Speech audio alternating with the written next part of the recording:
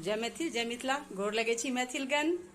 तो अपने सबके हमारे चैनल में बहुत बहुत स्वागत। नमस्कार दोस्तों, आप सबका वेलकम है। तो आइ हमरा कनी उठे में लेट भेल। 12 बज रहल छै एखन। 12 बजे में 5 मिनट लेट छै। तो हमर खाना जे छै से चढ़ल अछि। एक दू बेर तो चाय पी लेलहुँ हैं। आब फिर एक बेर चाय बनेने छी। आ हम आलू गोभी के सब्जी कोना बनबै छियै चढ़ल छै से अपने सब देखियो। आ हमर ई जे छै से अपने सबसे रिक्वेस्ट है जे अपने सब एक बेर हमर तरीका से आलू गोभी के सब्जी बनाबी आ ओकरा टेस्ट करी जे केहन लागल। आ हमर ई रेसिपी अपने सब देखी आ कमेंट बॉक्स में लिखी जे कि ठीक छै कि कतौ गलत छै से अपने सब लिखी। नीक लागे अगर कोनो भी चीज हमर तो लाइक सब्सक्राइब करी। धन्यवाद धन्यवाद दोस्तों। अब चाय पहिने हम छानै छी।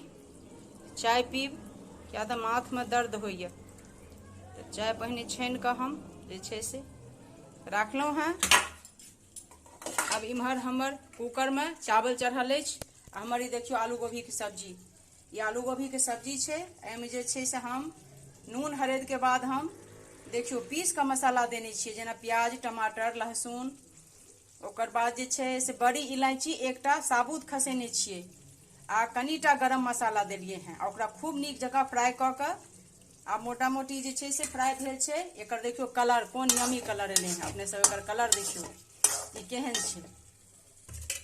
तो ई जे छै से एखन एकरा भूजि रहल छी। ओकर बाद एहिमे रस देबै। चुप रहू ना।